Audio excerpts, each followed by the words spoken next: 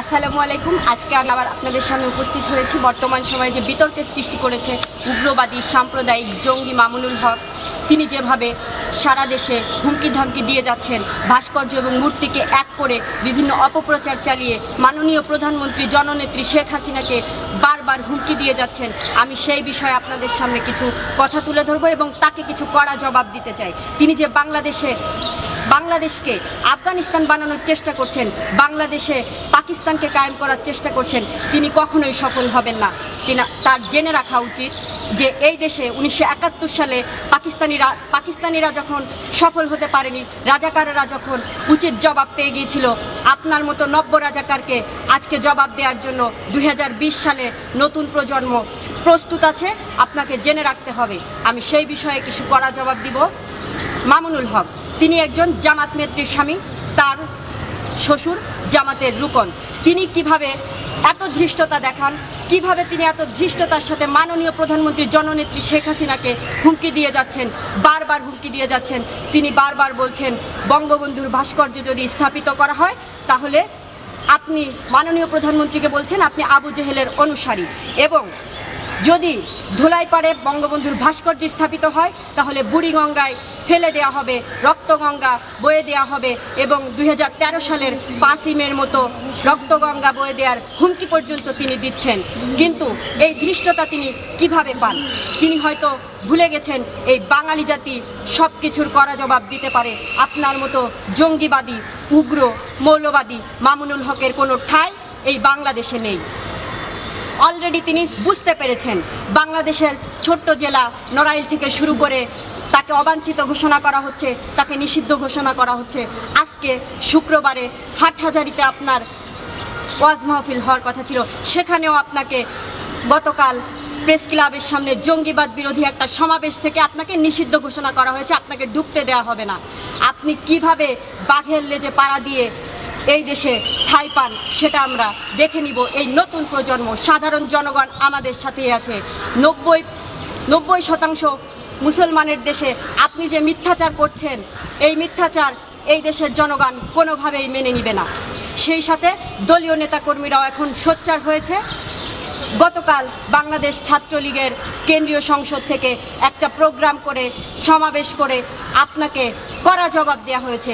সেখান থেকে বাংলাদেশ ছাত্রলীগের সভাপতি আপনাকে বলে দিয়েছে যে আপনি যদি বুড়িগঙ্গার ধারে কাছে আসেন আপনাদেরকেই ভাসিয়ে দেওয়া হবে। যারা আপনারা এই মৌলবাদী, জঙ্গিবাদী এই দেশে পাকিস্তানকে কায়েম করার চেষ্টা করছেন, আফগানিস্তান করার আদলে দেশে ভাস্কর্য মূর্তিকে এক করে মিথ্যাচার চালিয়ে যাচ্ছেন, আপনাদের কোনো ঠাঁই নেই।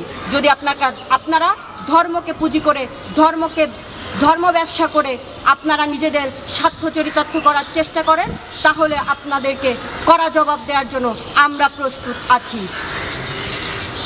তারপর আসছি, তিনি যে বিভিন্ন ফেসবুকে আসলে নিজের জনপ্রিয়তা দেখে ফেসবুক এবং ইউটিউবে বিভিন্ন কন্টেন্ট ছেড়ে দিয়ে হাজার হাজার লাইক শেয়ারের বন্যায় ভেসে নিজেকে খুব জনসমর্থিত মনে করছেন।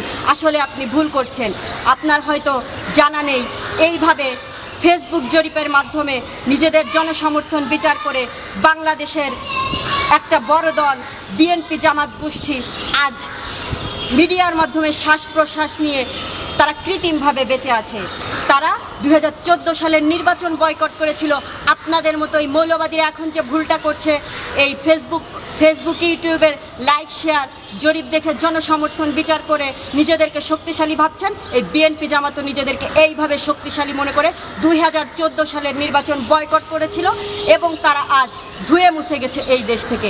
আপনাদেরকে ধুয়ে দিতে সময় লাগবে না। এই দেশের সাধারণ জনগণ থেকে শুরু করে মুক্তিযোদ্ধার সপক্ষের সকল দল এবং নেতাকর্মী সবাই এখন সোচ্চার, আপনাদের বুঝতে হবে। তারপর আসি, এই কাঠমোল্লারা, এই মৌলবাদী, জঙ্গিবাদী, এই মামুনুল হকরা, এরা প্রতিনিয়ত, এখন থেকে না, আরও যুগ যুগ ধরে এরা চলে আসছে এবং এরা ধর্মকে বিকৃত করে আসছে নিজেদের স্বার্থকে চরিতার্থ করার জন্য। কিভাবে চরিতার্থ করছে এবং ধর্মকে বিকৃত করছে দেখুন। কয়েকজন আগেও তারা বলতো যে ছবি তোলা যাবে না, কিন্তু এখন তারা সেলফি না তুললে তাদের ইবাদত বন্দেগী হচ্ছে না। এরকম আলেম হুজুর আছে কি না? আছে তো। তারপর দেখুন, এক সময় তারা বলতো, ভিডিও ক্যামেরা দেখলে বলতো যে ক্যামেরা অন করেছেন, জান দিতে পারবেন, কিন্তু বর্তমান সময়ে এসে তারা ইউটিউবে ভিডিও প্রচার না করলে, ক্যামেরা অন না করলে ওয়াজই শুরু করে না। তাহলে বুঝে নিন এই ধরনের মৌলবাদী, জঙ্গিবাদী ধর্ম ব্যবসায়ীদের আসলে যে ওরা যে ফতোয়া দেয় ওরা কতটুকু মেনে চলে। এক সময় এরা বলতো টেলিভিশন যে ঘরে আছে ফেরেশতা ছুটে গেল। এখন তারা টেলিভিশনের সামনে বসে ঘন্টার পর ঘন্টা টক শো করছে এবং সেই টক শোতে পরনারীদের মেলি প্রশ্নের জবাব দিচ্ছে হাসতে হাসতে, ঠাট্টা করতে করতে। তাহলে আপনি বুঝে নিন এই ধর্ম ব্যবসায়ীরা কতটা নোংরা, কতটা অনৈতিক এবং কতটা নিজেদের স্বার্থ চরিতার্থ করার জন্য কতটা নিচে নামতে পারে, তারা কিভাবে ধর্মকে বিকৃত করতে পারে। এখন আসি, বর্তমানে এই 3D যুগে বাংলাদেশ যেভাবে এগিয়ে যাচ্ছে, এই এগিয়ে যাওয়ার সময়ে এসে তারা যে ভাস্কর্য নিয়ে ফতোয়া দিচ্ছে, ভাস্কর্যর মূর্তিকে এক করে যে ফতোয়া দিচ্ছে, কয়দিন পরে দেখা যাবে তাদের প্রত্যেকের পকেটেই নিজেদের ভাস্কর্য, মানে মোবাইলের মধ্যে হাজার হাজার ভাস্কর্য, এমনকি নিজেদের ভাস্কর্যও দেখা যাবে। এই মোবাইল ফোনকে তারা এক সময় শয়তানের বাক্স বলতো, এখন প্রত্যেকের পকেটেই আপনারা দেখতে পাবেন শয়তানের বাক্স নিয়ে ঘুরছে। তাহলে এইসব হুজুরদের আপনি কি বলবেন? এই মৌলবাদী, জঙ্গিবাদী, ধর্ম ব্যবসায়ী এইসব হুজুরদের জন্য আপনার কি বলার আছে বলুন। এরা আসলে ধর্মকে পুঁজি করে, ধর্মীয় আবেগ অনুভূতিকে পুঁজি করে এরা এই দেশে পাকিস্তানকে কায়েম করতে চায়, মৌলবাদকে, জঙ্গিবাদকে কায়েম করতে চায় এই দেশে। কিন্তু কোনো জঙ্গিবাদের ঠাঁই হবে না এই দেশে, কোনোভাবেই জঙ্গিবাদকে ঠাঁই দেবে না নতুন প্রজন্ম সহ সাধারণ জনগণ। 90% মুসলমানের দেশ বাংলাদেশে কোনো জঙ্গির ঠাঁই হবে না, আপনারা জেনে রাখুন, কোনোভাবেই ঠাঁই হবে না।